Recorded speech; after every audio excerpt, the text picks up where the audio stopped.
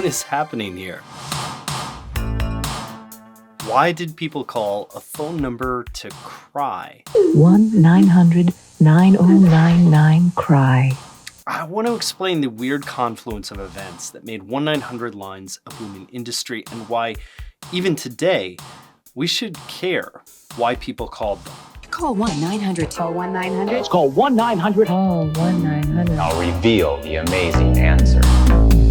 Okay, first things first. I saw 1-900-CRY and I was like, is this a Tim and Eric thing? Is this real? But I can tell you that I found a couple of old newspaper articles actually referencing a sad confessions line with the same or similar phone numbers. Here's 1-900-9099-CRY converted to numbers, and here it is in an article. Basically, the article said that you'd call a 1-900 number, hear a really, really sad story, and have the option to leave one of your own, the result of which being... But let's back up a bit. How did this weird thing called the 1-900 line actually start? As always, let's cut to Jimmy Carter. Thank you, Pete. I've enjoyed talking to you. Thank you very much. Bye. Thank you, Mr. Bellani. This is Jimmy Carter in 1977 doing live call-ins with CBS News at 1-900-242-1611. Now, if you're familiar with 1-900 numbers and their adult reputation, Expect the unexpected. you might worry that Jimmy Carter was about to tell you all the times he lusted in his heart, like in that famous Playboy interview. But this is sort of a prehistory of the 1-900 number, and it was invented as kind of a mass call filtering system. You know how super chats serve as filter for thousands of comments in live streams? This article about that Carter 1-900 line explains it. After competing with hundreds of others at switching stations, calls were balanced geographically. Phone companies kept all the fees, but the fees weren't high, and they were used primarily as a filtering mechanism. That's how ABC News used them in a famous 1980 poll about the presidential election. NASA even had a phone line you could call in on and listen on space missions live. They actually even had it going during the Challenger disaster. But the real breakthrough, that happened in 1985, when the phone companies had an epiphany.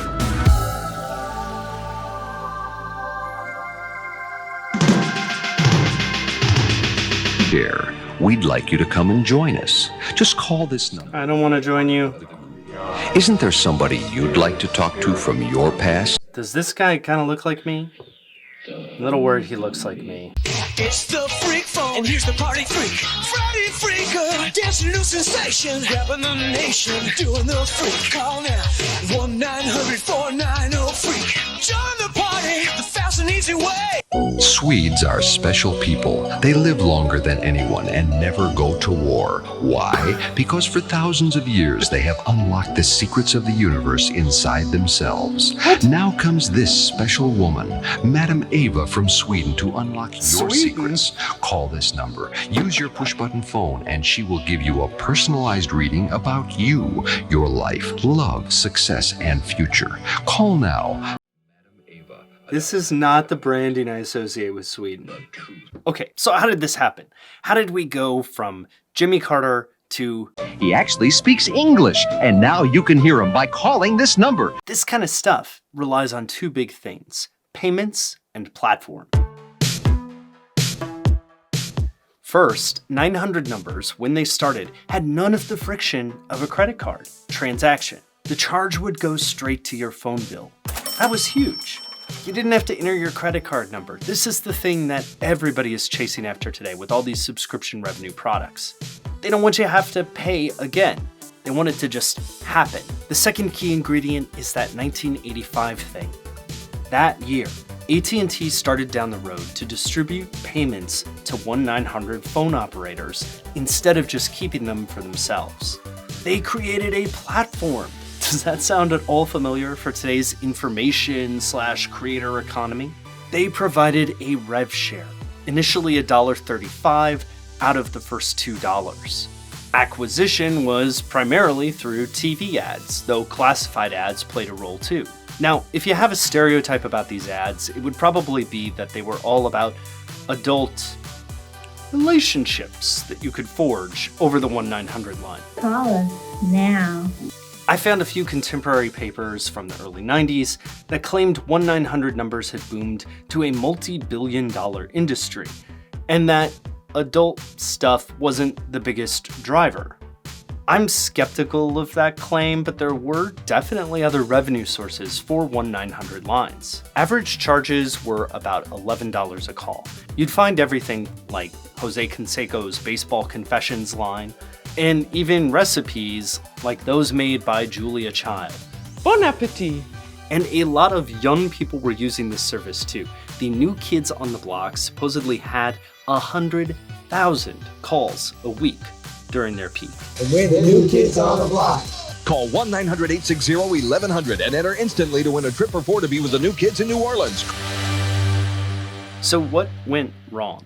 In 1992, the Supreme Court basically killed the adult 1-900 numbers by allowing a 1989 anti-adult phone number law to stand. Shortly after, the FTC clamped down and they required clearer price disclosures at the beginning of every call. Basically, you'd need to know that this was going to cost you a lot of money before you decided to continue the call.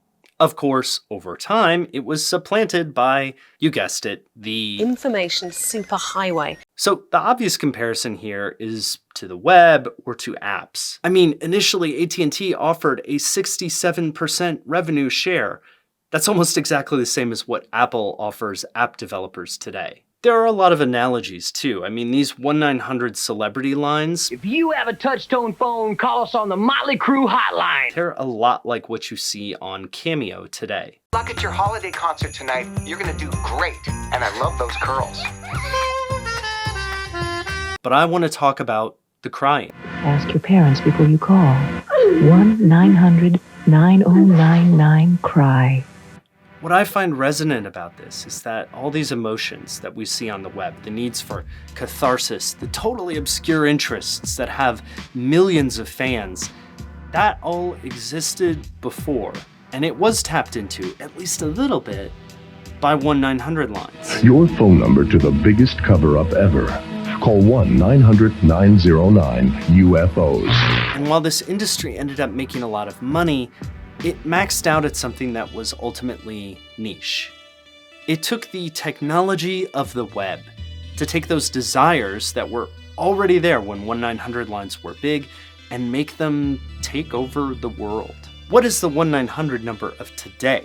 What is the niche thing that we've kind of tapped into in our current society, but hasn't taken over the world yet because the technology isn't there? My bet is that in 10 or 20 years, we'll be able to look back at something and in hindsight, say that it was an obvious precursor to the way the entire world changed. Right now, it's just the mystery on the end of the line. What makes people all over America break down and cry like this?